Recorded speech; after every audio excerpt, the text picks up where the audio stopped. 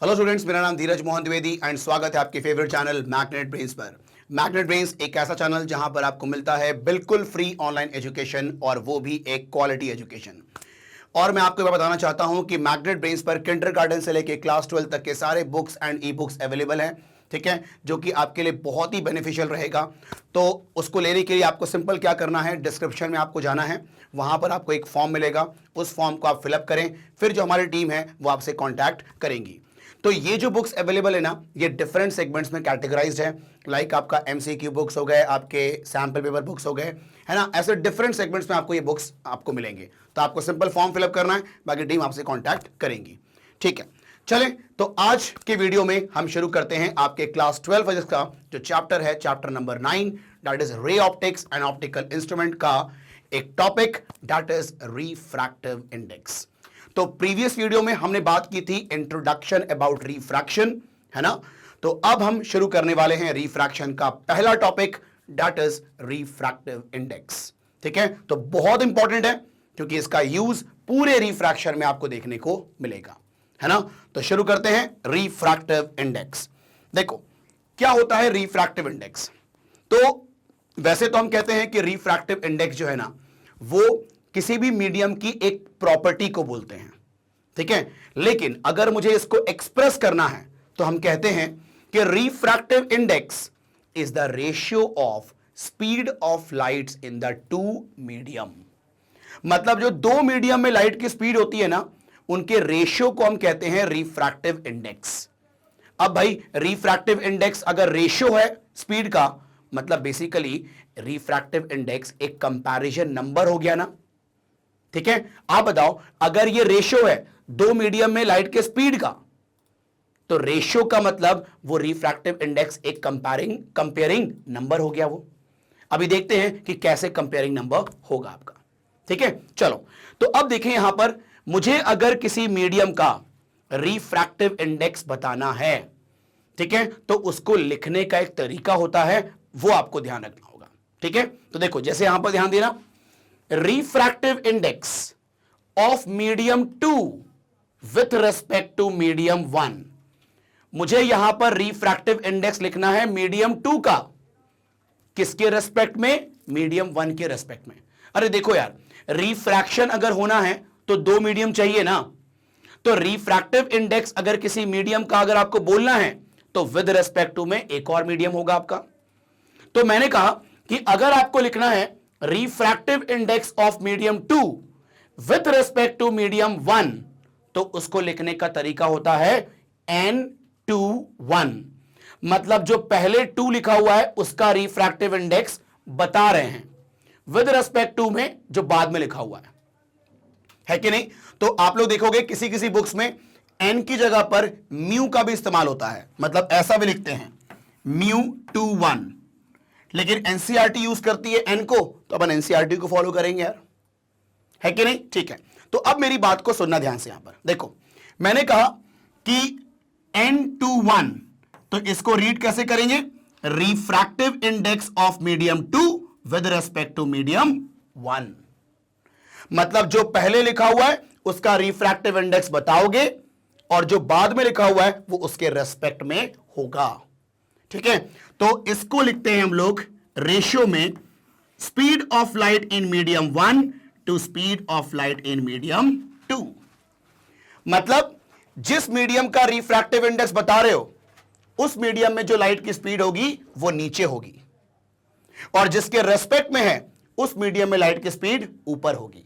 For example मान लो मैंने कहा refractive index of glass with respect to water. इसको कैसे रीड करोगे, refractive index of glass with respect to water. तो यहां पर जब रेशियो लिखोगे ना स्पीड का, तो ग्लास में जो लाइट की स्पीड है उसको नीचे लिखोगे, और वाटर विद रेस्पेक्ट टू जो वाटर है उसमें जो लाइट की स्पीड है वो ऊपर लिखोगे।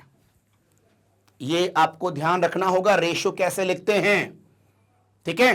तो ध्यान रखना कि जिस मीडियम का रिफ्रैक्टिव इंडेक्स बता रहे हो उस मीडियम में जो लाइट की स्पीड होगी वो इनवर्स में होगी उसके, ठीक है। और हम कहते भी हैं, ठीक है, आगे चल के अपन बात करेंगे कि जिस मीडियम का रिफ्रैक्टिव इंडेक्स ज्यादा होता है उसमें लाइट की स्पीड कम होती है, तो वो तभी होगा ना जब वो इनवर्स में होंगे, है कि नहीं? ठीक है, तो ये हो गया आपका एक एग्जांपल ले लिया मैंने, है ना? ठीक है, तो अब मैं बताता हूं कि जो मैंने अभी थोड़ी देर पहले कहा था कि रिफ्रैक्टिव इंडेक्स बेसिकली एक कंपैरिजन नंबर हो गया। ये आप बताओ, फॉर एग्जांपल मैंने कहा कि यार ये जो आपकी वैल्यू है, ठीक है, एन जी, एक काम करते हैं एन जी एयर ले लेते हैं अपन, ठीक है, मतलब यहां पर refractive index of glass with respect to air, इसको अगर मैं रेशियो लिखना चाहूं तो ये हो जाएगा velocity of light in air upon velocity of light in glass. ठीक, ओके, अब ध्यान देना, हम कहते हैं कि refractive index of glass with respect to जो एयर होता है वो होता है आपका 3/2, ठीक है, तो velocity of light up in air upon velocity of light in glass. तो अब देखो, इसको आप ऊपर करो या मैं कहता हूं इसको आप ऊपर करो, इसको नीचे करो, तो वेलोसिटी ऑफ ग्लास, ये देखो 2 ऊपर 3 नीचे, 2/3 of velocity of light in air. या फिर ये करो, एक काम करो, इसको ना करके देखो, इसको ना करके सिंपल आप इसको क्रॉस इनटू कर दो, 3/2 of velocity of light in glass equal to velocity of light in air. तो आप देखो यहां पर एयर में जो लाइट की स्पीड होगी वो 3/2 टाइम्स होगी velocity of light in glass के मुकाबले, है कि नहीं? तो आप देखो ये 3/2 क्या हो गया, एक कंपैरिजन नंबर हो गया कि ग्लास में जो लाइट की स्पीड है उसका 3/2 टाइम्स एयर में होगी, हाँ है ना? तो आप बताओ यार, वैसे भी जानते हो ना कि यार कोई किसी का अगर रेशियो है तो वो एक कंपैरिजन नंबर तो होगा ना, ठीक है? और ये बताओ कि ये रिफ्रैक्टिव इंडेक्स एक रेशियो है तो इसकी कोई यूनिट होगी क्या? नहीं ना, ठीक है? आप बताओ, ये स्पीड का रेशियो है मीटर पर सेकेंड, कैंसल आउट, ठीक है? तो it is a unitless quantity, है ना? तो हम कहते भी हैं कि refractive index is a unitless quantity.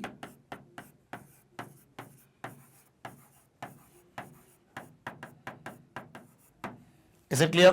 ठीक है, तो ये होता है आपका सिंपल रिफ्रैक्टिव इंडेक्स, है ना? सिंपल कहा मैंने, it is the ratio of speed of light in the two mediums. और इसको लिखने का एक तरीका होता है, जिस मीडियम का लाइट का स्पीड, जिस मीडियम का आपको रिफ्रैक्टिव इंडेक्स बताना है उसको पहले लिखोगे, जिसके रेस्पेक्ट में है वो बाद में लिखोगे, और जब रेशियो लिखोगे तो जिस मीडियम का रिफ्रैक्टिव इंडेक्स बता रहे हो उसमें लाइट की स्पीड जो होगी वो नीचे होगी और जिसके रेस्पेक्ट में है उसकी स्पीड ऊपर होगी, है कि नहीं? तो इस तरीके से लिखते हैं, यह आप लोग ध्यान रखना, ठीक है? क्लियर? चलो अब हम बात करेंगे टाइप्स ऑफ रिफ्रैक्टिव इंडेक्स की, है ना? 2 टाइप्स की होती है, तो एक काम करें, पहले इसका स्क्रीनशॉट ले लें फिर बात करते हैं।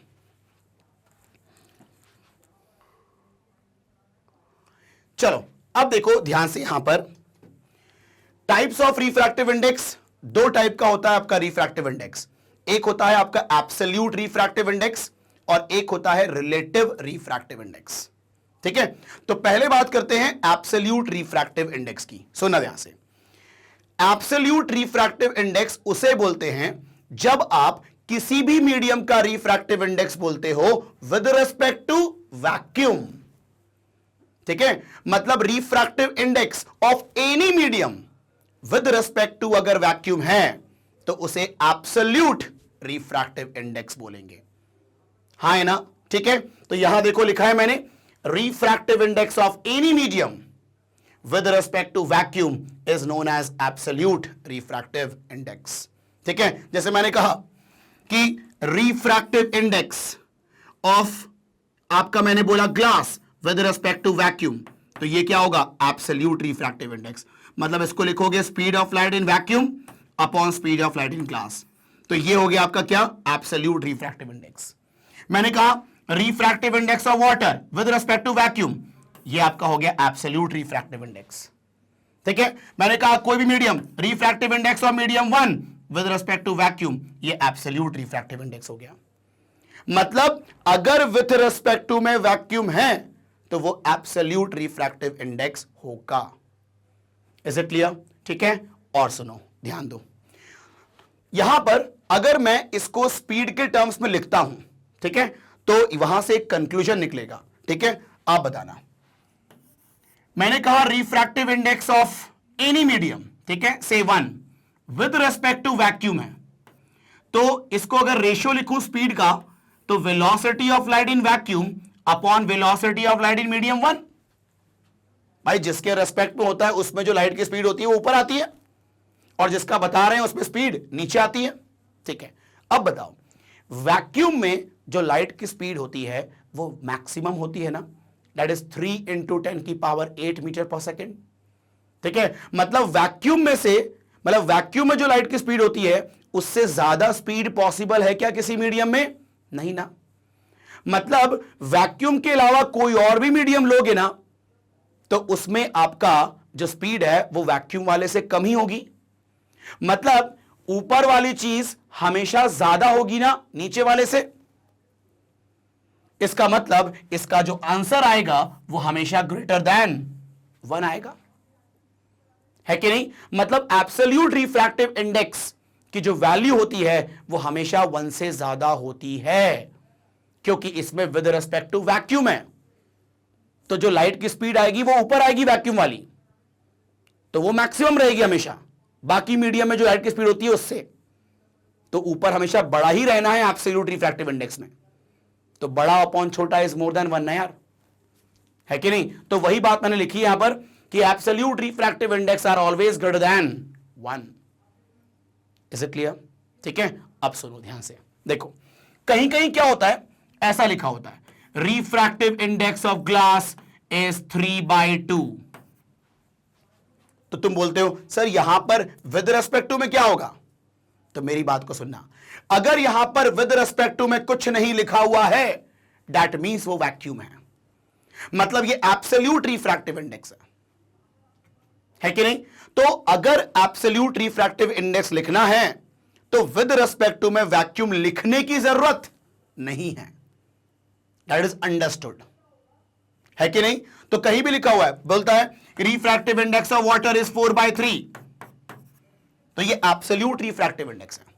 यहां विद रिस्पेक्ट टू में वैक्यूम है, ठीक है? ऐसा इसलिए बोलते हैं यार कि जब एब्सोल्यूट में मालूम है कंडीशन कि विद रिस्पेक्ट टू वैक्यूम है तो लिखने की जरूरत नहीं है कि नहीं? ठीक है, मैंने बोला refractive index of medium 2 is मान लो 2.3 सपोज, तो ये क्या होगा? विद रिस्पेक्ट टू वैक्यूम होगा, हाँ है ना? ठीक है, आ रही है बात समझ में? ठीक है, तो एब्सोल्यूट रिफ्रैक्टिव इंडेक्स में विद रिस्पेक्ट टू लिखना जरूरी नहीं है। Is it clear?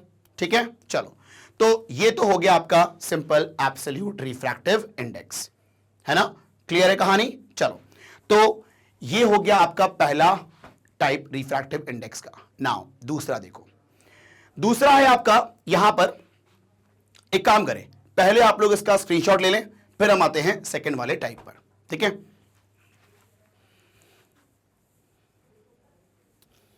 चलो, अच्छा यहां पर मैंने एक और पॉइंट लिखा हुआ है, ये आगे चल के आपको और मालूम चलेगा वैसे।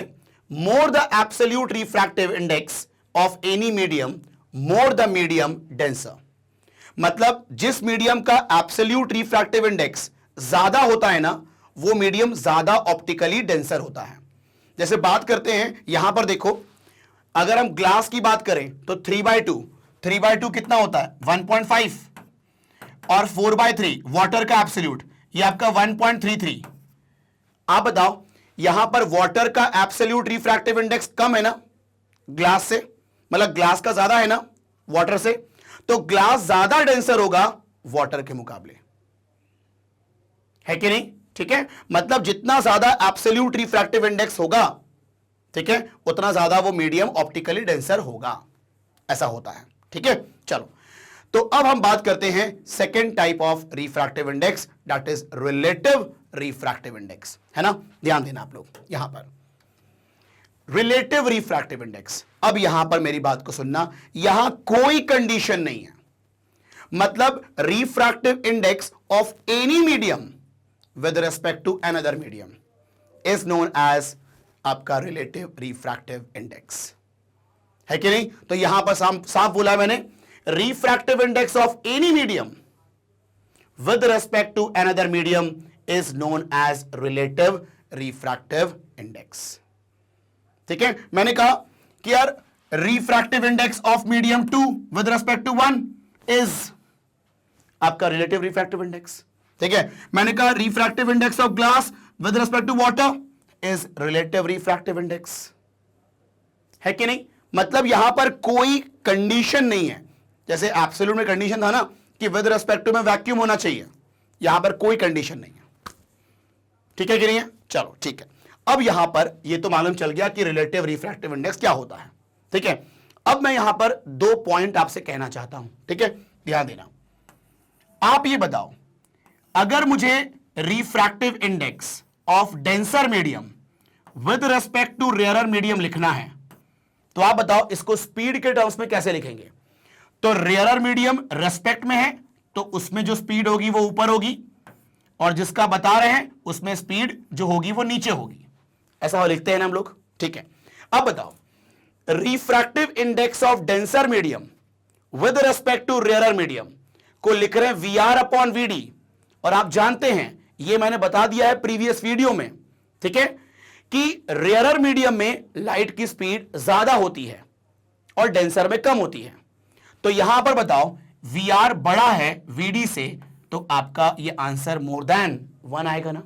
ठीक है, हम यहां पर बोलेंगे since VR is more than VD. ठीक है, तो क्या बोला मैंने कि refractive index of denser medium with respect to rarer medium, इसकी वैल्यू 1 से हमेशा ज्यादा होगी। वही उल्टा देखो ध्यान से, refractive index of rarer medium with respect to denser medium, अगर इसको स्पीड के टर्म्स में लिखें तो ऊपर आएगा वीडी, नीचे आएगा वीआर। ठीक है, अब बताओ डेंसर में लाइट की स्पीड कम होती है ना, रेयरर में ज्यादा होती है ना, तो इस बार छोटा अपॉन बड़ा है, तो छोटा अपॉन बड़ा मतलब क्या? लेस देन 1, हाँ है ना। ठीक है, तो रेयरर मीडियम का refractive index with respect to denser आपका लेस देन 1 होगा, और डेंसर मीडियम का refractive index with respect to rarer more than 1 होगा। Is it clear? ठीक है, चलो तो इसका जरा आप लोग स्क्रीनशॉट ले लें, फिर मैं आपको कुछ इंपॉर्टेंट रिलेशंस, इंपॉर्टेंट फॉर्मूला बताऊंगा मैं, जो न्यूमेरिकल में आगे चल के यूज होते हैं। ठीक है, चलो चलें, अब ध्यान देना आप लोग, यहां पर वो जो मैंने बातें बोली हैं, देखो यहां पर लिखा हुआ है आपका refractive index of denser with respect to rarer medium are always greater than 1, और refractive index of rarer medium with respect to denser medium are always less than 1। तो बात कर चुके हैं अपन। ठीक है, आगे बढ़ते हैं अपन इंपॉर्टेंट रिलेशन की तरफ। देखो यहां पर 3 रिलेशंस आपको दिख रहे हैं, है ना, एक एक करके अपन डिस्कशन करते हैं। ठीक है, ये जो पहला रिलेशन है, पहला relation refractive index of medium 2 with respect to 1 को लिख सकते हैं 1 upon refractive index of medium 1 with respect to 2। ठीक है, तो ये देखो ध्यान से, मैंने कहा आप बताओ N21 जो है इसको आप लिख सकते हो स्पीड के टर्म्स में V1 अपॉन V2 ना, लिख सकते हो। ठीक है, क्या आप V1 अपॉन V2 को लिख सकते हो 1 अपॉन V2 बाय V1, है ना, इसको नीचे लाके इसके नीचे लिख सकते हैं ना हम लोग, एक ही बात दोनों। ठीक है, अब बताओ यहां पर ये क्या रेशियो है? V2 बाय V1 है ना, तो अगर वापस से रिफ्रैक्टिव इंडेक्स लिखना हो तो V2 बाय V1 है, जो नीचे होता है स्पीड उसका रिफ्रैक्टिव इंडेक्स बोलते हैं ना, और जो ऊपर होता है आपका स्पीड उसके रेस्पेक्ट में बोलते हैं ना। अरे हां या ना भाई, V2 बाय V1 है, ठीक है, तो आपका जो मीडियम 1 है उसमें जो स्पीड नीचे है तो उसका रिफ्रैक्टिव इंडेक्स बताओगे ना, और जिसके रेस्पेक्ट में है उसकी स्पीड है ऊपर तो वो रेस्पेक्ट में आएगा ना, हाँ या ना। अरे भाई N21 को लिखते हैं V1 बाय V2, तो V2 बाय V1 को लिखेंगे N12 ना, ऑब्वियस ही बात है यार। ठीक है, तो आप देखो यहां से क्या मिला फॉर्मूला अपन को, refractive index of medium 2 with respect to 1 equal to 1 upon refractive index of 1 with respect to 2। मतलब कि अगर आपका मीडियम इंटरचेंज होगा तो रिफ्रैक्टिव इंडेक्स का रेसिप्रोकल हो जाएगा। ठीक है, ये कब काम आता है? मान लो आपसे कोई बोला कि यार refractive index of glass with respect to water, suppose करो कि आपका है ये 1.2, मान लो, मैंने ये एग्जैक्ट वैल्यू नहीं लिखी, मैंने यहां पर मान लिया मैंने। अब कोई पूछता है कि refractive index of water with respect to glass क्या होगा, तो ऑब्वियस ही बात है इसकी वैल्यू क्या होगी, इसका उल्टा, मतलब 1/NGW। बोलो हाँ है ना? अरे इसको लिख सकते हो ना ऐसा, तो अब बताओ यहां पर हो जाएगा 1/1.2 यार। अब ये सॉल्व कर लेंगे अपन, है कि नहीं? ठीक है, मतलब ये है आपका एक तरीके से रेसिप्रोकल रिलेशन हो गया आपका, कि अगर मीडियम इंटरचेंज होगा तो उसका रेसिप्रोकल कर देना आप। Is it clear? ठीक है, तो ये हो गया आपका पहला रिलेशन, है ना। नाउ अब देखो यहां पर दूसरा रिलेशन जो कि बहुत काम का है। ठीक है, आओ देखो ध्यान से, ये क्या आपका refractive index of medium 2 with respect to 1 is equal to, अब मैं तीसरा मीडियम इंट्रोड्यूस कर रहा हूं, तो वो इंट्रोड्यूस किया है मैंने विथ रेस्पेक्ट टू में रख करके, तो हम लिखते हैं refractive index of medium 2 with respect to 1 is equal to refractive index of 2 with respect to 3 upon refractive index of 1 with respect to 3। आओ मैं इसको समझाता हूं अच्छे से आपको। ठीक है, ध्यान देना आप लोग, इधर देखो जरा। ठीक है, ध्यान देना आप लोग यहां पर। तुम ये बताओ refractive index of medium 2 with respect to 1 को लिखते हैं ना हम लोग V1/V2। अब मुझे कोई तीसरा मीडियम इंट्रोड्यूस करना है। ठीक है, तो अब देखो मैं यहां पर क्या करूंगा, उस तीसरे मीडियम में जो लाइट की स्पीड होगी उसका मल्टीप्लाई डिवाइड कर सकते हैं ना अपन, है कि नहीं? ठीक है, अब आप देखो ध्यान से, इसको पहले करो इसको बाद में करो, ऐसे लिख सकते हैं कि नहीं, V3/V2 इंटू V1/V3। बोलो हाँ है ना? ठीक है, चलो अब देखो इसको अगर रिफ्रैक्टिव इंडेक्स के टर्म्स में लिखना है तो आप बताओ, जिसमें लाइट की स्पीड नीचे है उसका रिफ्रैक्टिव इंडेक्स लिखोगे ना विद रिस्पेक्ट टू 3, है ना? मतलब जो आपका नीचे होती है लाइट की स्पीड, उस मीडियम का रिफ्रैक्टिव इंडेक्स लिखा जाता है ना, विद रिस्पेक्ट टू में जो ऊपर स्पीड है। ठीक है, चलो इनटू इसको क्या लिखेंगे, N31 ना। बोलो हाँ है ना?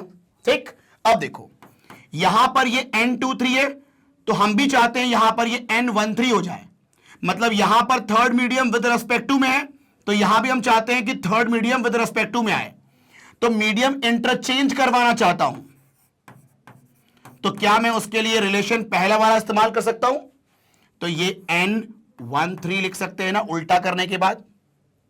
तो आप बताओ यहां पर बन गया ना formula, N21 equal to N23 upon N13।